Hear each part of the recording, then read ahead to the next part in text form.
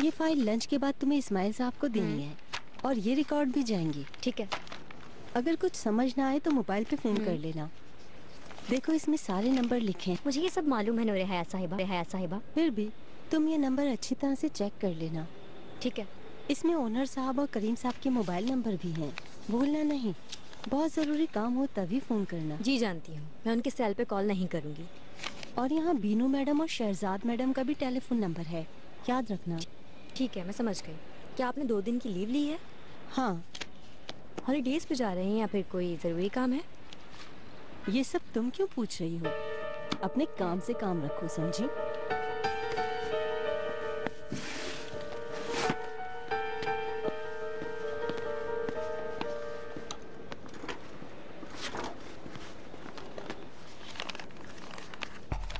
ये ब्रश देख रहे हैं आप?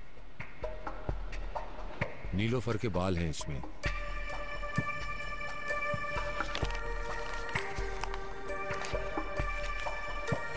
ये रख लें। रिपोर्ट के बारे में बताएं मुझे। इस मसले पर हमारी पहले बात हो चुकी है। आपको रिपोर्ट्स जल्द ही मिल जाएगी। याद दिलाने की जरूरत तो नहीं पड़ेगी, ये बहुत हसास मामला है। इस बारे में किसी को पता न चले। आप फिक्र न करें, हम इन मामलात को खुफिया ही रखते हैं। यूं समझें कि मुझे भी नहीं पता। रिपोर्ट्स मिलते ही आपको इत्तला करूंगा। ठीक है, शुक्रिया आपका। अल्लाह हाफिज। अस्सलाम वालेकुम करीम साहब। वालेकुम अस्सलाम।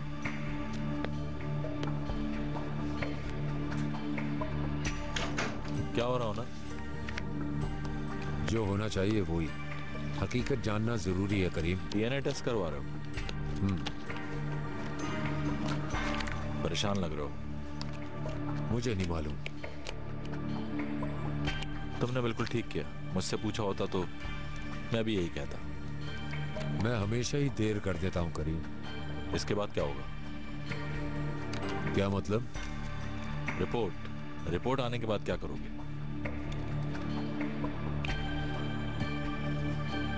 मुझे अब चलना चाहिए, मेरी फ्लाइट मिस हो जाएगी।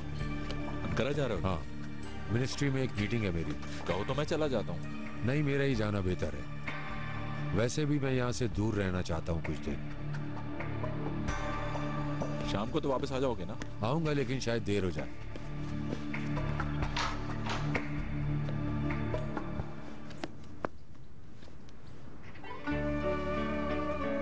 बेटा, तुमने बहुत बड़ी गलती की है, मालूम है ना तुम्हें? जी मालूम है दादा, आई एम सॉरी। दिल बैठ गया था हमारा। अगर तुम दोनों को कुछ हो जाता तो क्या करते हम? आओ मेरे पास आओ। कोई नेकी काम आ गई हमारी। हर तरह के लोग होते हैं दुनिया में बेटी। अगर कोई हादसा पेश आ जाता तो? बुरहान साहब बस करें। बुकेट अब हमसे वादा करेगी कि आइंदा इस तरह घर छोड़कर नहीं जाएगी। कोई भी बात होगी हमें बताओगी।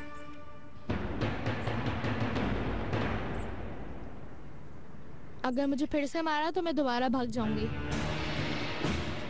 क्या? किसने मारा तुम्हें?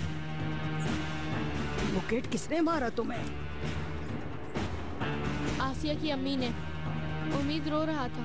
आसिया और उसकी अम्मी उम्मीद पर गुस्सा कर रही थी। मैंने मना किया पर मेरी नहीं सुनी और बाद में मुझे थप्पड़ मारा। किसने मारा? आसिया की अम्मी ने। इरमान? अरे बुरहान साहब, कैसा थप्पड़? ये जबान चला रही थी तो ऐसी ही हल्की सी चपत लगा दी। मारा कैसे तुमने? बुरहान साहब, आज तक मेरी पोतियों को किसी ने बुरी नजर से नहीं देखा। किसी ने भी उन पर हाथ नहीं उठाया, ना ही उसकी माँ ने, ना ही उसके बाप ने। तुमने कैसे हाथ उठाया? अरे मारा वगैरह नहीं था, ऐसा कुछ नहीं था। बढ़ा के बता रही है। मैं नहीं बढ़ा रही, इन्होंने मेरे गाल पे थप्पड़ मारा था। क्या? हमारे यहाँ तो बच्चों को प्यार करते हैं तो कभी थप्पड़ भी मार देते हैं। क्यों है ना बुरहान साहब? तमीज सिखाने के लिए जरूरी है। मेरी बच्चियों को तमीज सिखाना तुम्हारा काम है क्या? मतलब तुमने थप्पड़ मारा? मेरी पोती को थप्पड़ मारा तुमने? बाबा थप्पड़ नहीं मारा था, मैं भी वहाँ खड़ी थी, बस हल्का सा एक। आसिया चुप। ओहो, बस भी करें आप। इस उम्र में हाथ भर की लड़की की वजह से मैं जलील होंगी क्या? उसे तमीज सिखाएं पहले। हद में रहो तुम अपनी, हद में रहो। बुरहान साहब आराम से, आराम से। अगर कोई और होता तो अपनी बच्ची पर हाथ उठाने वाले का हाथ तोड़ देता। समझ में आया? हाथ तोड़ देता। आज के बाद तमीज से रहोगी, मुंह बिल्कुल बंद करके रखोगी, समझे तुम? ऐसा भी क्या कर दिया है मैंने? बेटी का घर था इसलिए आ गई। मुझे क्या पता था कि इतनी जिल्लत उठानी पड़ेगी यहाँ। इससे बेहतर है कि चली जाऊं मैं। अम्मी, अम्मी रुकिए।